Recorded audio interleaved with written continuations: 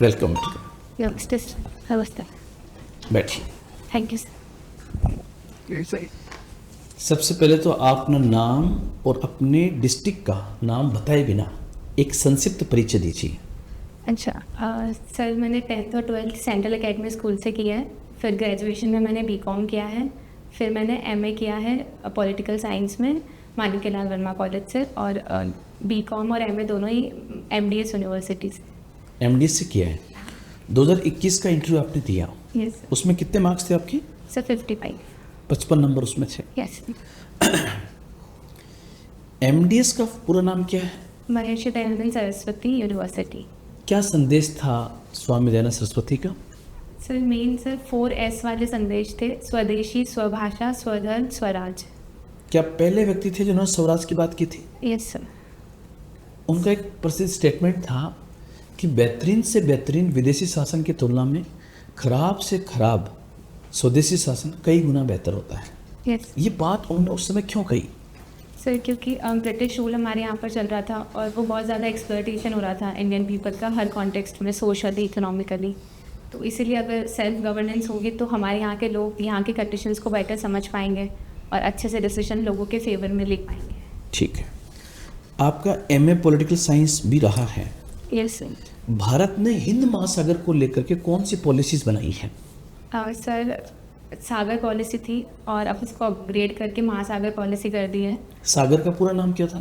Security and growth for all in the Indian Ocean region. Confirm है? अच्छा, महासागर का क्या है?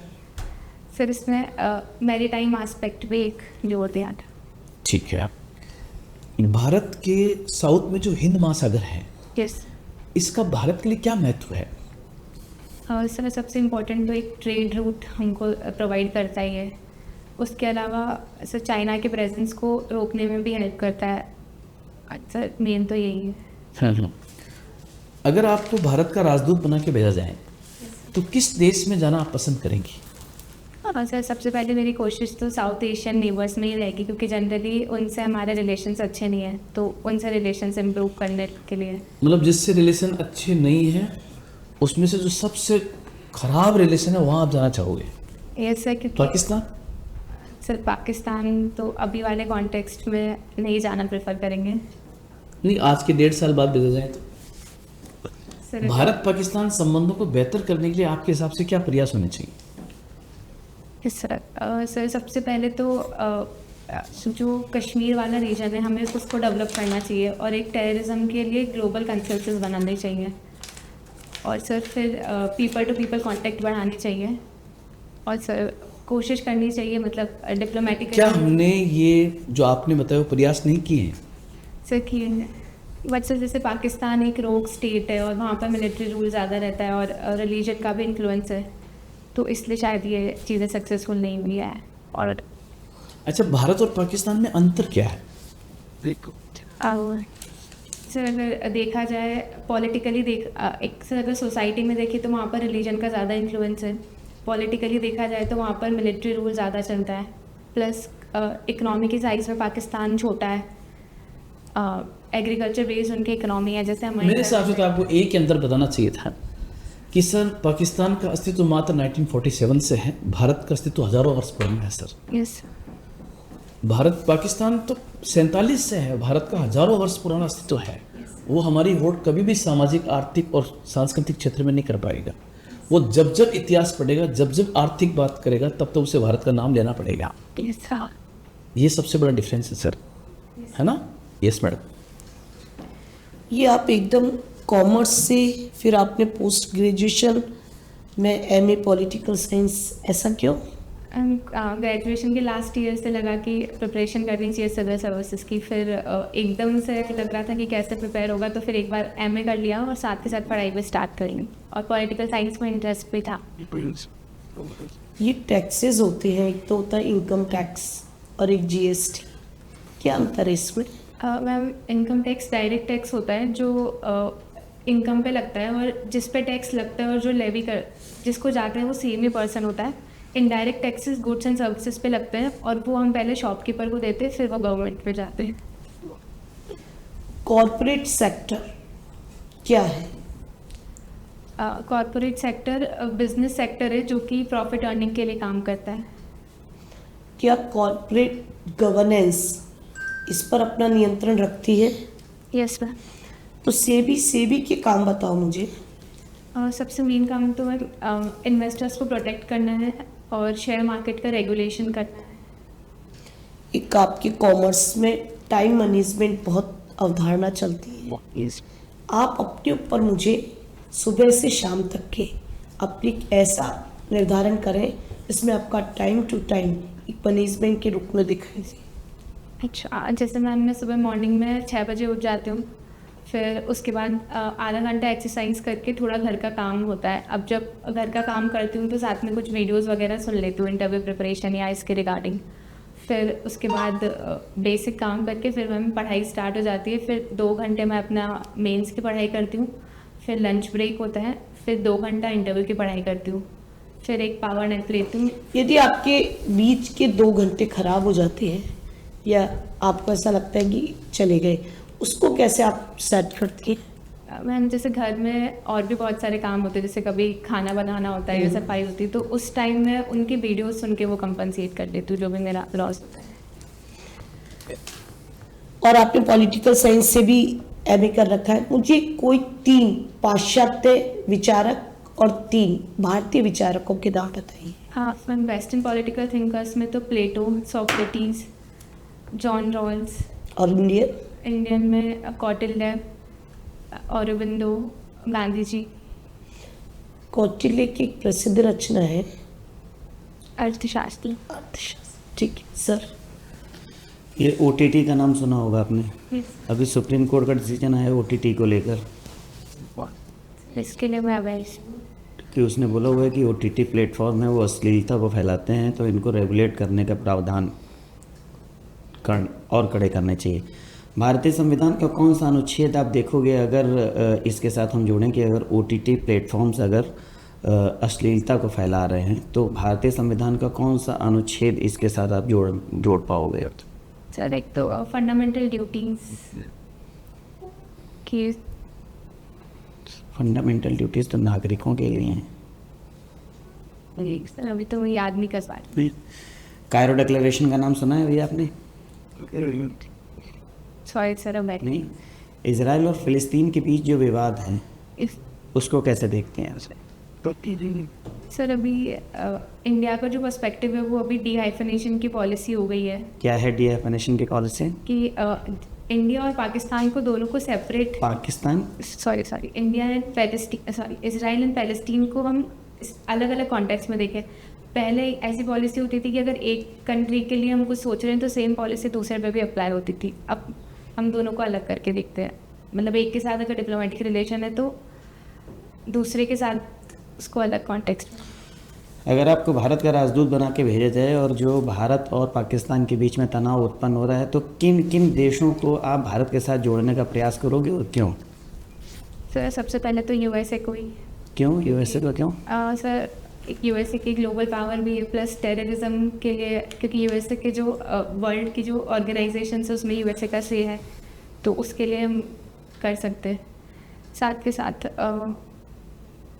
कोशिश करेंगे सर चाइना के साथ भी बात बन जाए, क्योंकि चाइना जनरली पाकिस्तान को सपोर्ट करता है और इंडिया के अगेंस्ट पॉलिसीज़ होती है, तो अगर चाइना हमारे फेवर में होगा तो शायद पाकिस्तान पे दबाव पड़ सके। हो बस यही दो। तो ये रेसिप्रोकल ट्रेड टैरिफ का नाम सुना होगा आपने, क्या है ये? सर इसका मतलब है कि जो कंट्री हमारे पे जितना % टैक्स लगाती है हम सेम % उन पे वापस टैक्स लगाएं। अमेरिका ने लगाया हुआ है, भारत को इसका कितना फ़ायदा हो सकता है? सर कुछ सेक्टर्स जैसे टेक्सटाइल सेक्टर, उसमें फ़ायदा हो सकता है, क्योंकि जो हमारी कॉम्पिटिटिव कंट्रीज़ है वियतनाम और बांग्लादेश, उन पे ज़्यादा % ऑफ टैक्सेस है और इंडिया में टेक्सटाइल सेक्टर काफ़ी अच्छा है तो हम वो एक्सपोर्ट कर सकते हैं। और सर जैसे चाइना पे भी ज़्यादा टैक्सेस हैं तो इंडिया एक मैन्युफैक्चरिंग हब के रूप में डेवलप हो रहा है, तो कंपनीज यहाँ पर शिफ्ट हो सकती है, तो यहाँ से मतलब ट्रेड हो सकता है। और नेगेटिव एक जेम्स एंड ज्वेलरी सेक्टर पे थोड़ा नेगेटिव इम्पैक्ट है, क्योंकि पहले रॉ डायमंड पे टैक्स नहीं था और ज्वेलरी पे बहुत कम % था, बट अब 30% टैक्सेस हो गए, तो उसकी वजह से हमारे नेगेटिव हो सकता है। और सर इन जनरल ट्रेड, तो जैसे चीन ने, अमेरिका ने चाइना के ऊपर टैक्स लगाया तो चाइना ने वापस लगा दिया, तो हम भी अमेरिका के ऊपर कुछ टैक्स लगा के इस तरीके का दबाव बना सकते हैं? सर जो हमारी अभी कंडीशन है, जैसे इंडिया का जो हमेशा से नेचर है फॉरेन पॉलिसी में, वो एक पीसफुल स्टेट और डिप्लोमेसी से ज़्यादा हम बिलीव करना चाहते हैं। और तो अगर हम डिप्लोमेसी से जाएंगे तो हमको ज़्यादा फ़ायदा मिलेगा इस कॉन्टेक्स्ट में। और सर जैसे चाइना है वो एक अथॉरिटेरियन रिजीम है, प्लस चाइना की इकनॉमी ने अपने आप को डेवलप कर रखा था। जैसे पहले की जो ट्रम्प की रिजीम थी, जब चाइना ने अपना एक्सपोर्ट थोड़ा कम कर दिया और जो चाइनीज़ कंपनीज थी उन्होंने दूसरी कंट्रीज़ में अपने मैन्युफैक्चरिंग हब बना लिए, तो इसकी वजह से चाइना काउंटर कर सकता है ट्रम्प की पॉलिसीज़ को। बट हमारे बेनिफिट में यही है कि हम पीसफुल नेगोशिएट करें, क्योंकि हमारा ट्रेड बैलेंस भी फेवरेबल है यूएसए के साथ। सर आप भगवान में विश्वास करते हैं? यस क्यों? सर, एक पॉजिटिव एनर्जी बनती है। कैसे? तो जब अच्छा फील नहीं हो रहा होता है तो जैसे हनुमान चालीसा पढ़ के अच्छा फील होने लग जाते हैं इंस्टेंट। आप पढ़ते हैं हनुमान चालीसा? यस। अच्छा, वहाँ पे हनुमान चालीसा तो बोलते हैं इसलिए पढ़ा जाता है कि भूत प्रेत है वो नज़दीक नहीं आए।